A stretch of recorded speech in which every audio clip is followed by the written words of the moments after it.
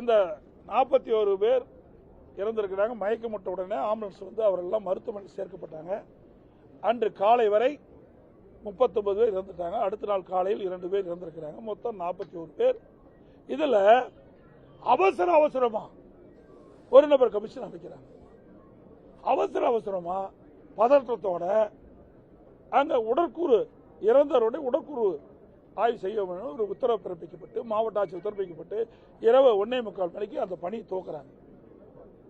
அந்த கரூர் அரசு பொது மருத்துவமனையில் 2 டேபிள் தான் இருக்குது. அதுக்கு மின் விளக்குகள்லாம் வேணும், அதுக்கு வேண்டியான வசதியெல்லாம் வேணும். அதில் 2 தான் இருக்குது. அப்படி 2 இருக்குதுன்னா இப்போ அமைச்சர் வந்து 3 இருக்குன்னு சொல்றாரு. சரி 3னே வச்சுக்கலாம் அவர் சொல்லபடி. அந்த 3 டேபிள்ல இன்றைக்கு கிட்டத்தட்ட 39 பேர் இறந்ததை எப்படி உடற்கூறு செய்யும்? பிரேத பரிசோதனை செய்ய வேண்டும் என்றால் அந்த பிரேத பரிசோதனை செய்யக்கூடிய மருத்துவர் தான் செய்ய முடியும், வேற மருத்துவர் செய்ய முடியாது என்று மருத்துவர் சொல்றாங்க. அப்படி அந்த மருத்துவமனையில் அவ்வளவு மருத்துவர் இல்லை. அப்படியே வெளியிலிருந்து 22 பேர் வரவழைச்சுங்கிறாங்க. அப்படி வெளியிலிருந்து 22 பேர் வளைச்சாலும் அங்கு இருக்கின்றது முதல்ல இங்க அமைச்சர் சொன்னதை பார்த்தா 3 டேபிள் தான் இருக்குன்னு சொல்றாங்க.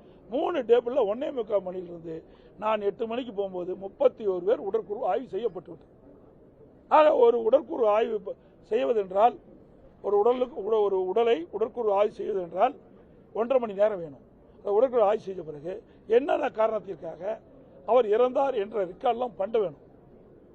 ஆக இப்படி இந்த செயல்பாடெல்லாம் செய்வதற்கு சுமார் 1.5 மணி நேரம் தேவைப்படுவதாக மருத்துவர் சொல்றாங்க.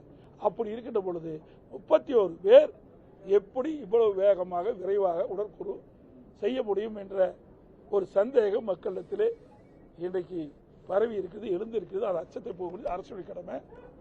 இதுக்கு நாங்கள் இந்த கேள்வி கேட்டால் அதுக்கு ஏதோ பதில் சொல்றாங்க.